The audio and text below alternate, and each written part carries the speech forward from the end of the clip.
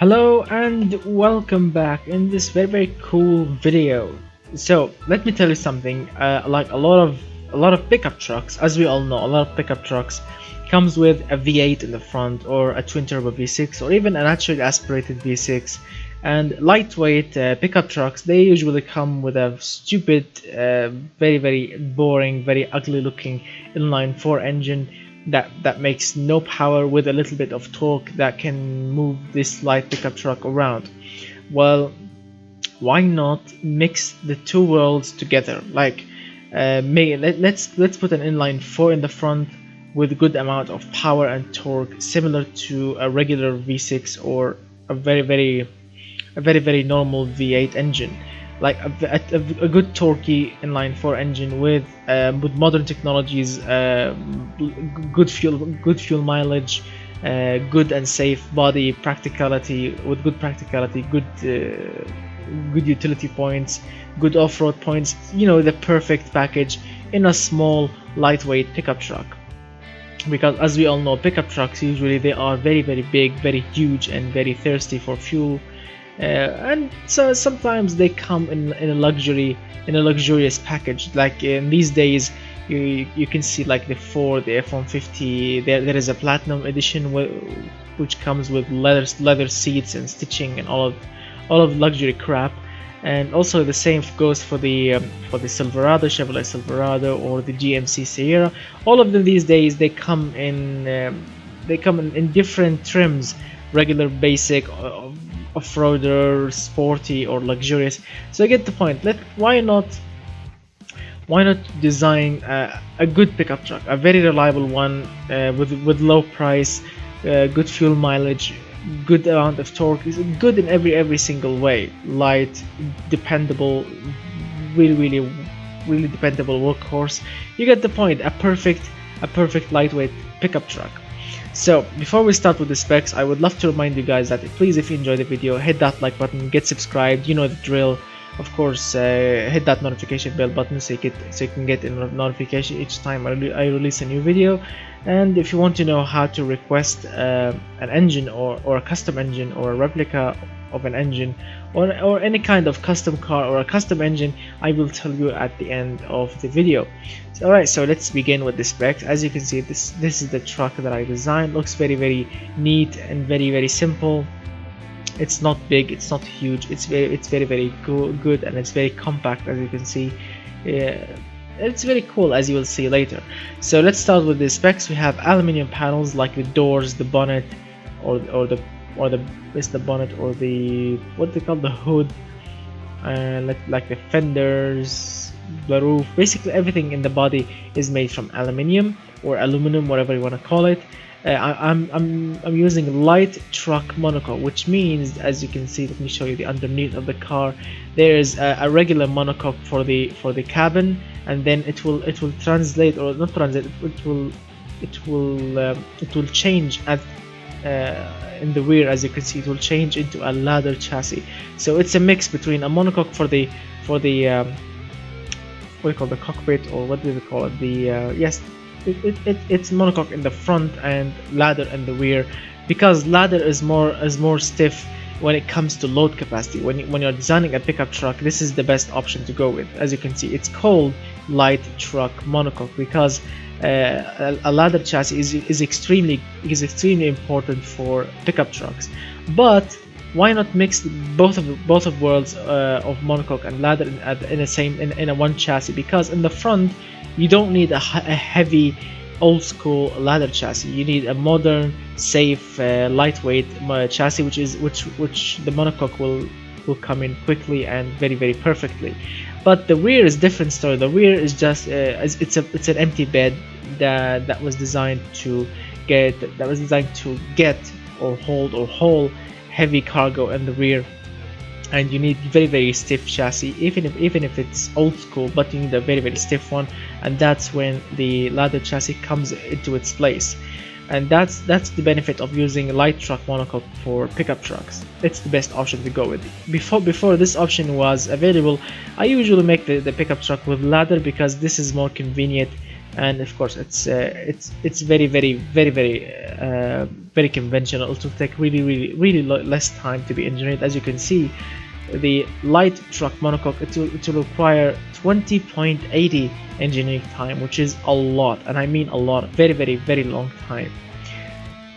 Ladder, it will require only 2.60.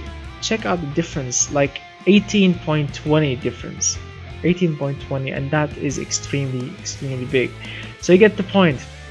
And this is a very modern chassis, very safe, very good, very dependable, very practical, very reliable chassis, and that's why I have chosen it. I want to make a modern, a really good modern lightweight pickup truck.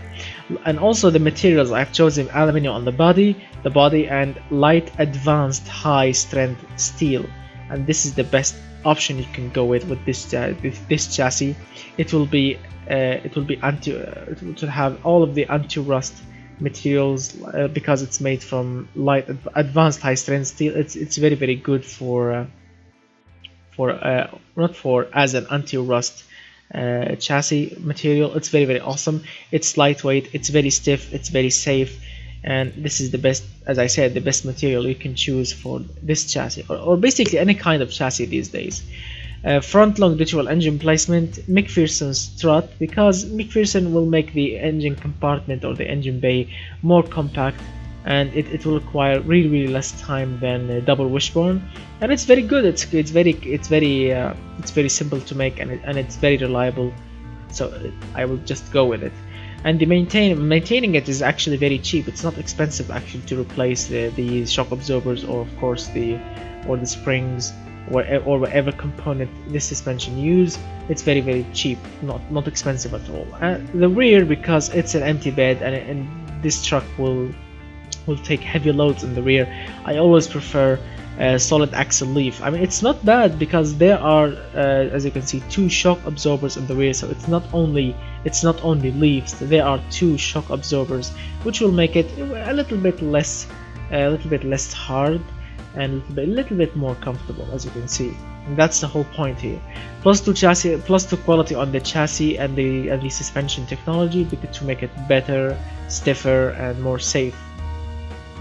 This is the engine in question. It's an inline 4 engine aluminum block, 100mm on the bore, 95.5mm on the stroke, which equals 3000 cubic centimeter or 3000 cc engine, or a 3-liter inline 4 engine. Yes, a 3-liter inline 4 engine. Dual overhead camshaft with 4 valves per cylinder, aluminum cylinder head with variable valve lift technology, because I want to make it fuel efficient, powerful, torquey, very dependable, very reliable, as you will see later, with the least amount of weight and the least amount of money spent on it. As you can see, we are using cast iron crankshaft, cast connecting rods, and hyper cast pistons. The reason I went with these 3 options, because cast iron crankshaft, it's very reliable, it's very good for regular engines, not high performance engines, regular daily driving engines. Cast iron crankshaft will do the job to an absolute perfection. Cast connecting rods, the same reason, they are very dependable, they are very reliable when you are using them in a regular engine, not a very high stressed engine, or very high boosted engine, or with a huge amount of torque, and it will work absolute perfect. Hypercast pistons, because we are using regular cast internals, as you can see. Why choosing regular cast? Because regular cast pistons, they are very toxic, they are cheap. No, I'm not gonna say rubbish, no, they are very good actually, they are not bad, but with hypercast you will get more smoothness, less emissions, very less emissions, very much less emissions than regular cast pistons, which I want to make the engine clean as well. I mean, when I started making this engine, I really wanted to go with low friction cast pistons so I can make the engine more and more fuel efficient, but unfortunately these pistons, the low friction cast, these are very weak. They will explode immediately under the immense amount of torque, so I went with regular hypercast pistons. Zero quality here. 9.5 to 1 is the compression ratio. 19 on the cam profile because I want very high amount of torque at a very low RPM, and 51 because this is not a high performance engine. 51 will do the job with the turbo to its best. 51 is the best profile if you are designing a medium regular engine with fuel efficiency. It's very good. Variable valve timing on all cams, of course, you need that so you can make the engine more efficient, a little bit more powerful, and a little bit more torquey. And all cams so you can have more fuel efficiency. Zero quality on the camshaft and everything related to it. We have a single turbocharger, ball bearing internals with 390 horsepower, supporting intercooler, and a very much custom custom turbo setup. 40 millimeters on the compressor, 34.3 millimeter on the turbine, 1.23 AR ratio with 10.4 psi of boost and +1 quality. The reason why I went with these measures for the turbo, because I always remember this and listen why I always choose this setup, because when you are building an efficient engine, always use a very small turbine. Small turbines will make the turbo to spool much quicker, but you are sacrificing a lot of power. When you are making an extremely small turbine, you are sacrificing a lot of power and a lot of high RPM, a lot of high RPM power peak. And yes, and to fix that, to get more power out of the turbo, you need to increase the AR ratio. Like sometimes usually I go with max AR ratio and minimum turbine size. That's the perfect recipe for a very low end torque and very high RPM, very high horsepower at a high RPM. That's the recipe here. And the compressor size, well, this determines the power peaks, when you want the power to stop. For example, here the power is stopping or peaking at 6100 RPM because I've set it on 40 millimeters with 10 psi of boost with this intercooler size. If I want the power to continue more to 6300 or even more, I need a bigger compressor or less boost or more intercooler size. So you need to define and find your silver lining, your perfect choice for building a perfect turbo engine. If you want high horsepower and you don't care about fuel efficiency, you can go with bigger turbine, very big compressor, too much boost going in, max AR ratio, and big intercooler. You can make a lot of power there, but the engine will not be efficient at all. And if you want to make your engine extremely efficient, you need to keep an eye on the fuel efficiency gauge here and choose the sizes and the measures, all of them. Like regarding the results, you need to keep adjusting them just to increase this number to its max. That's how you build an efficient engine. But in this engine, we are building the in between, the silver lining between fuel economy and of course high power or high performance engines. The engine is lightweight, it's economical, and it's powerful, and it's torquey. +1 quality here. Moving on, we have direct fuel injection, single throttle body, standard intake manifold, and regular 91 octane fuel. Because, well, if you are buying this cheap lightweight, it's actually not that cheap, but it's very good. If you are buying this lightweight truck, you need to fill your car with regular fuel. You don't want to spend a lot of money on premium fuel. You want regular daily driving, regularly fuel that anyone can buy. Even if this engine is turbocharged, and even if this engine compression ratio is too much, but it will work perfectly with 13.5 on the air fuel ratio and 68 on the ignition, with 6300 is the RPM here. RPM limit with zero quality. You have a short cast header exhaust system, single pipe of course, 3-inch exhaust diameter or 76.2 millimeters with regular 3-way catalytic converter. We have a first reverse muffler and a second straight through muffler with +3 quality. As you can see, the engine is producing 243 horsepower and 302 pound-feet of torque, which is very good for a 4-cylinder engine. It's not a small 4-cylinder engine, but still very good. So this is the final result. The engine is very reliable, service cost is good, 24.5% of fuel efficiency. We are using all of the octane, The engine is very clean, it's not that heavy.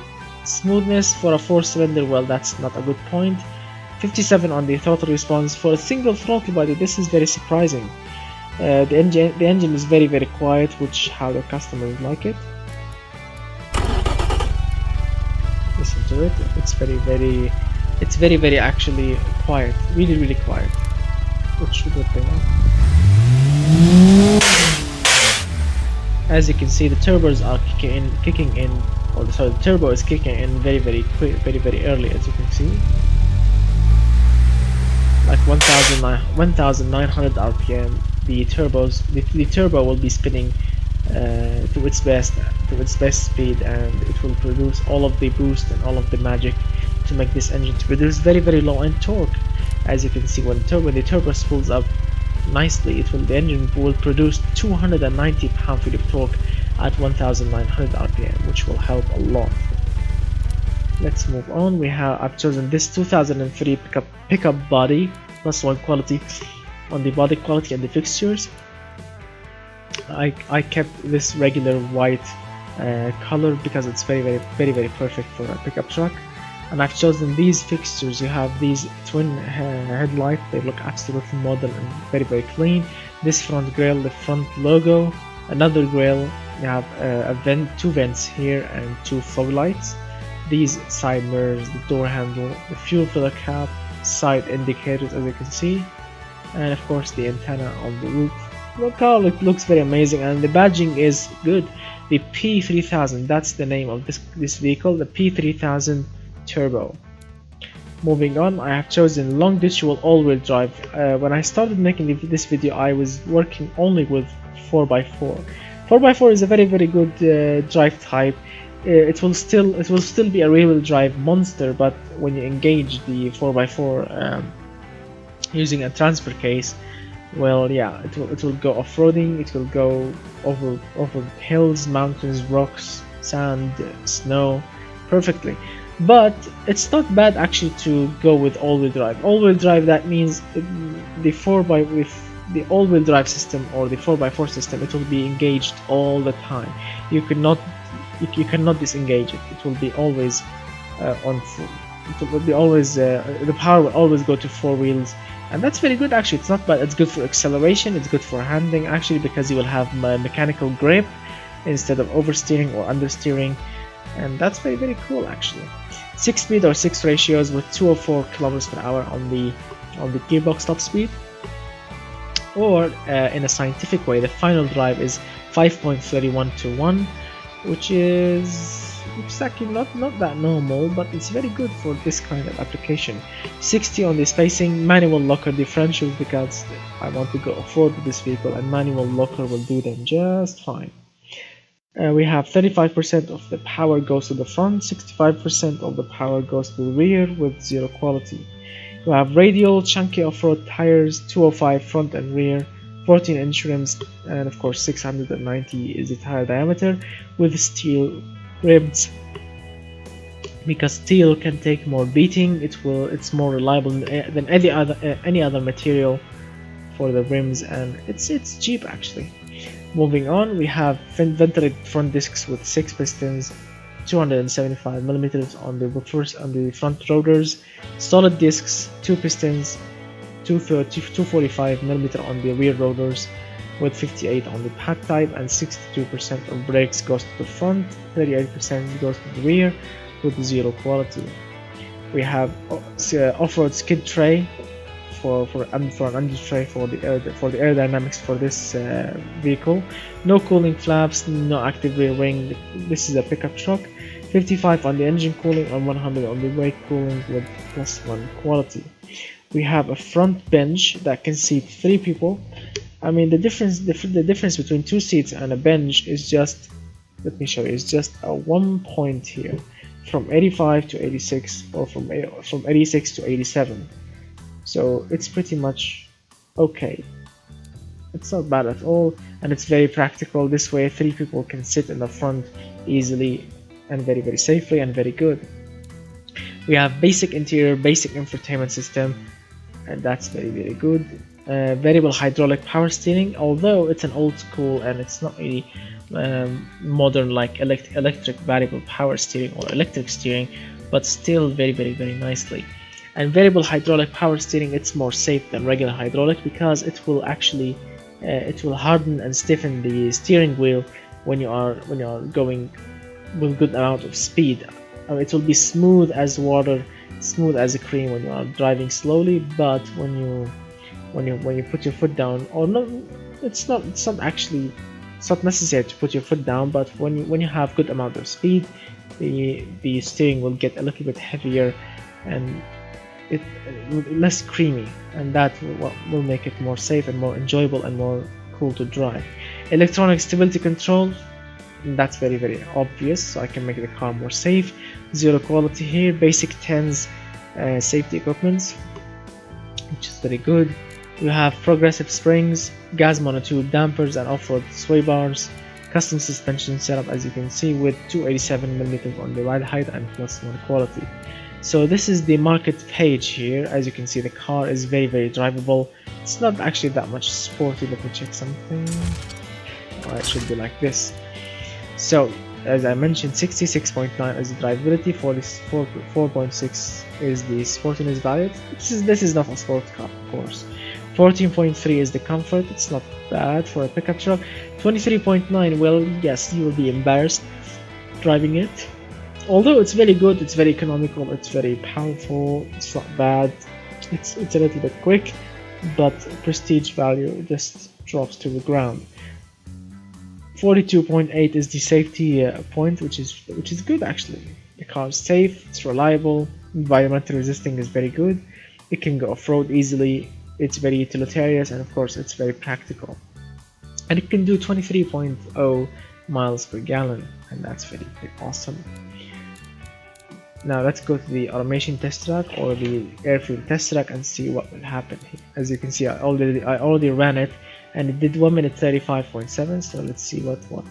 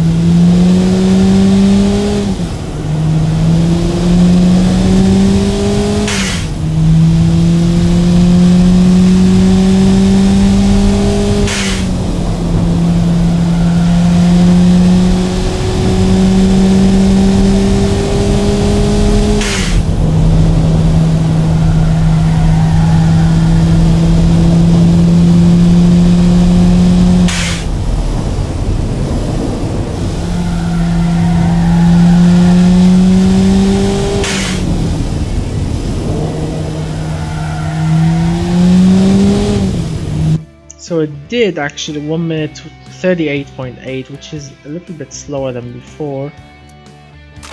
Yes, a little bit slower, and I'm not really sure why, because I didn't change anything. But well, it's a pickup truck. This is not like an SRT tuned pickup truck or a Ford F-150 Raptor. No, this is a reliable, good looking, lightweight pickup truck that can hold good amount of cargo with no problem, with good reliability, low price, and good fuel mileage. And that's the whole point of it. And the whole point of this video is designing a pickup truck with a 4-cylinder turbo engine, because pickup trucks usually come, as I mentioned, with V8s or V6s, and the crappiest ones, they come with inline 4 engine, like a really bad inline 4 engine, and that is just hideous and really embarrassing to drive. unless of course you are driving like a hunky American V8 pickup truck. Yes, that's not embarrassing at all, but as I mentioned, small ones, lightweight ones, or small ones, they come with pretty much pathetic engines, and I want to fix that. I want to get out of this pickup truck good amount of torque, reliability, drivability, and I think I did it. The engine is amazing, the pickup truck itself is just amazing, it looks very good, it's very neat, and as you can see, as I mentioned, it's very drivable. Its sportiness, well, this is not a sporty pickup truck. It's not bad at all. It's very reliable. Environmental resistance is very good. Its emissions are very low. Just perfect.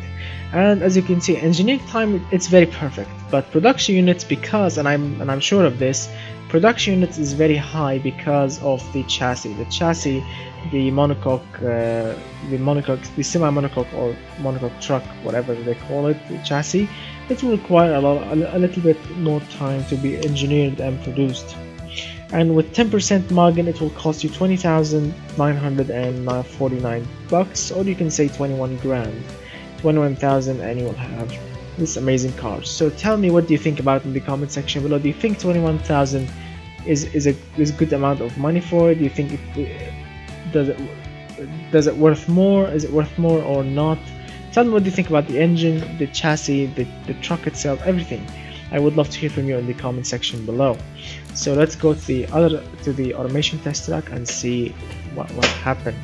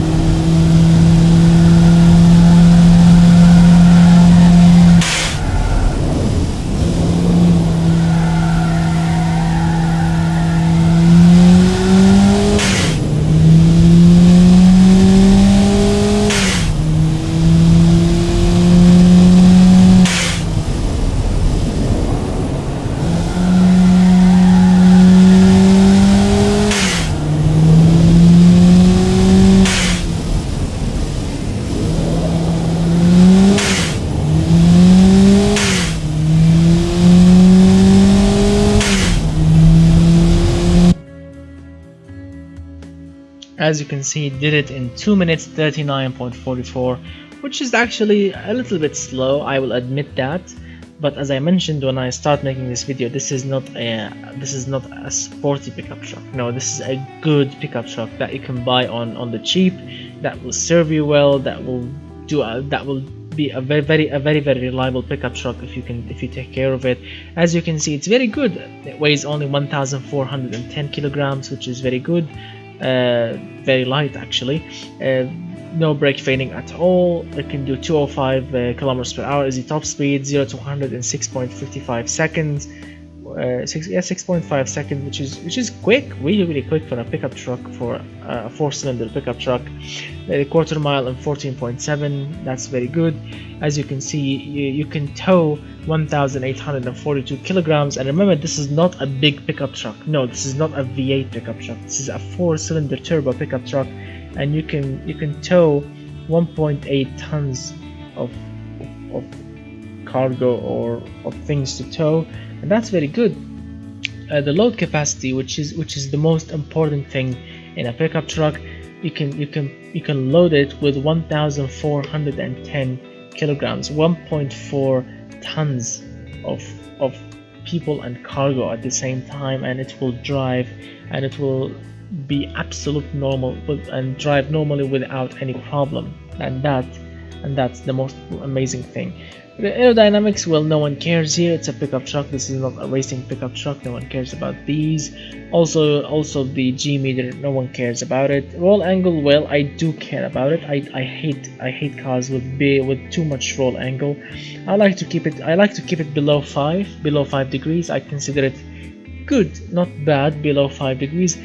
More than 5 degrees of roll angle, it will be a problem, and I don't like that. Again, back to the market, as you can see, it will cost you 21 grand, which is very cheap. I consider it for 300 pound-feet of torque, 243 horsepower, 4-cylinder engine with the turbo. As you can see, and yes, we have advanced automatic gearbox. We have an automatic gearbox, not manual, because the customers, the heavy utility market, they are demanding an automatic gearbox instead of manual. 6 ratios, as I mentioned, with this final drive and this spacing, with of course this power distribution, and with this kind of gearbox, this is the quickest time that I achieved, which is 6.5 seconds from 0 to 100, with a wheel spin of 4.9%. and this much fuel economy, which is 23 miles per gallon. So I really hope that you enjoyed the video, guys. As I mentioned, tell me what you think about it in the comment section below. And let me check something here. It says here, alright, it's perfect, it's very good. Alright, so tell me what you think about it in the comment section below. And of course, as always, as I mentioned when I started making this video, if you enjoyed the video, hit that like button, get subscribed, and share the video if you want to share it. And I will see you very soon with more amazing requests, and I hope that you'll enjoy the video so much, and you can share the video if you want to share it. And remember to hit that notification bell so you can get a notification each time I release a new video. So thank you so much, guys, for watching. I'm gonna see you very soon, and goodbye for now, my friends.